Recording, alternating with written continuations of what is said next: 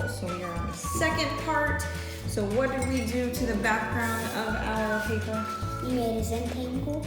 We made Zentangles. So we made 6 Zentangles. So we made these cool designs in the background, and then we are going to move on to some painting. Yeah, so we have some examples. So we are going to start with the center now. So we're going to add a pop of color so that it looks really interesting and kind of makes the Zentangles in the background kind of pop out too. So it's really kind of cool how it works together.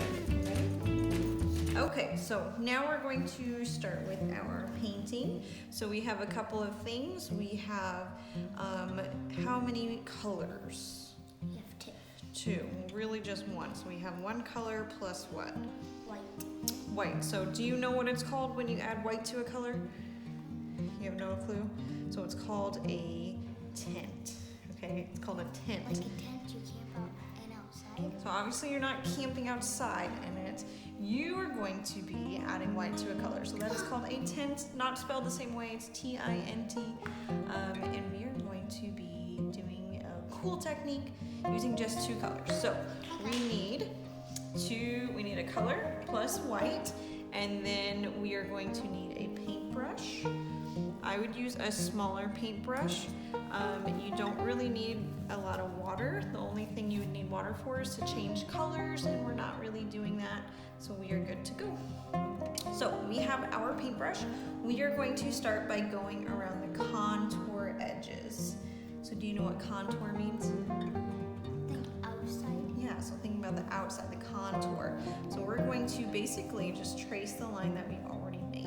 So we are going to take our paint color and we're going to go ahead and trace it. So just using our normal paint color, we do not need a whole bunch of paint. We're going to make sure it does not get to the metal on our brush.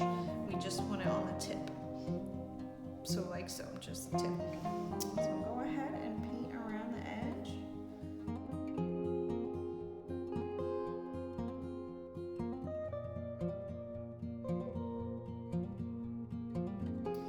I would not suggest doing yellow.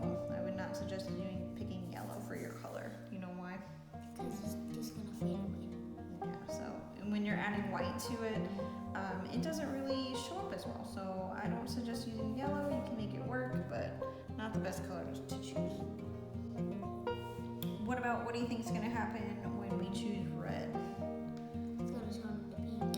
Yeah, so if you are a person who does not want pink on their paper, you are not going to choose red, because red plus white equals pink.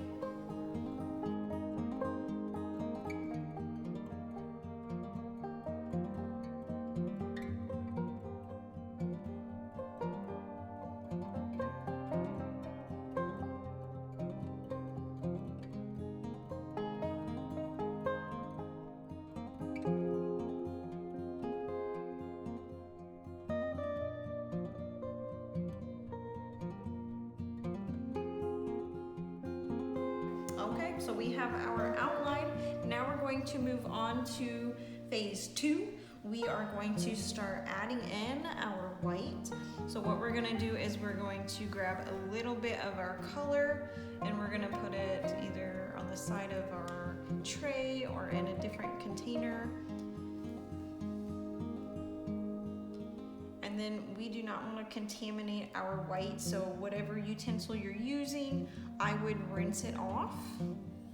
So if you're using a paintbrush, rinse off your paintbrush. I normally have popsicle sticks that we use. We use popsicle sticks to move the paint over and mix, but right now we just have a paintbrush. So you're going to run your paintbrush along the bottom, and then we need to make sure we dry it off. Do you know why we need to dry it?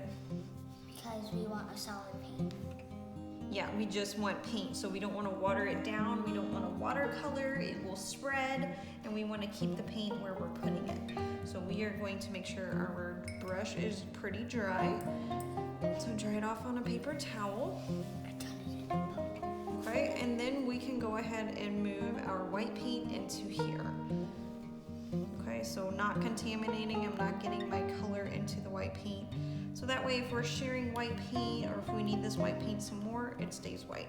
So we're gonna move some of that white paint. You don't need a whole lot, it's just a tiny bit. And we're gonna move it over to our color and go ahead and mix it. What's gonna happen?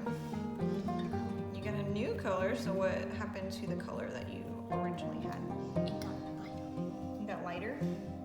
Yeah, I got lighter. So we're gonna go ahead and we are going to do our second layer.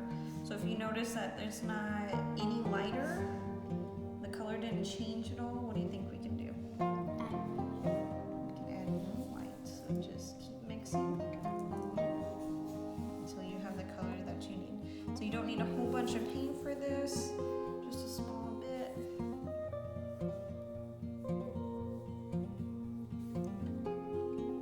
And then you are going around the outline again, making a second outline.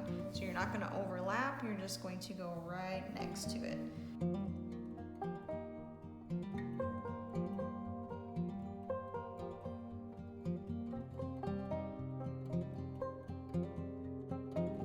We are just using acrylic paint. You can use tempera paint for this.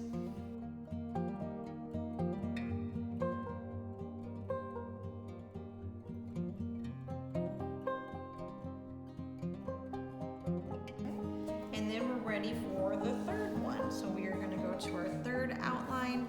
I need more paint because I'm running low. I don't think I put enough red in there. So we can mix it again. I'm going to make sure my brush is clean, or you can use a separate popsicle stick or mixing stick. You need to dry it off. And going to be bringing our white paint into here.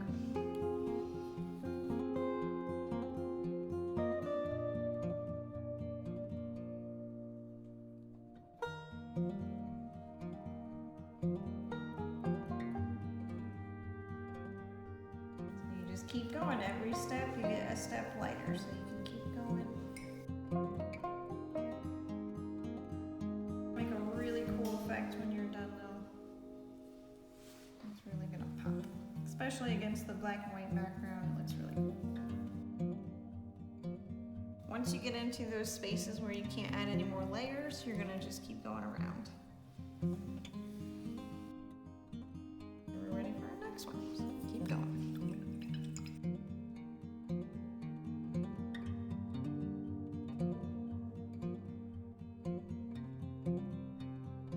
Last layer you might want to make really light. You might want to do more white than you have been. So that the middle really pops out. Yeah, you can really see the difference. And it's going So I think I'm at that point too, so I'm going to add a bit more white to this one. Drying off my brush each time.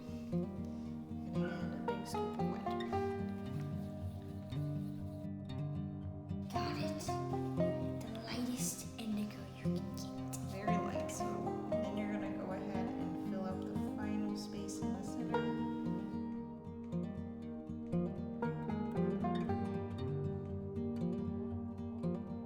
That is it. You are done. Alright, so that is it. We have our completed project. So we have these really, really cool paintings in the middle now. How do you think they look? Good. Good. All right. So we have a couple things we want to do. I would like to ask you some questions to see how much you learned. See if I can stump him. So first question. Are you ready? Yeah. Okay. So what is it called when you have this outline edge? It's called a Zentangle. No. It starts with a C. Do you remember? Contour line. Contour, so it's called a contour line. That is the outside edge. No details in the middle, there's just the outline. So very outline. Okay, next one, are you ready? Okay, second question. What are these cool designs in the background? That's called a Zentangle. That is called a Zentangle. So we have these cool designs in the background. Are you ready for the third question? Yes. What is the good thing about a Zentangle? That it calms you down. Yes, it calms you down. So it calms you down. Find your zen place. Oh, I have one more question. All right, last question. Think you can get it? Yeah. Okay, this one's tough. What is it called when you add white to a color? Tint. That's good. How do you spell it? Tint. All right, that's good. You did good. You aced it. Aced the test. Pretty good. What do you think? Good. Good? We happy with it? Mm-hmm. All right. So next time, I don't know what we're doing yet, but you'll have to watch the next video. Adios, avocados. Adios, avocados.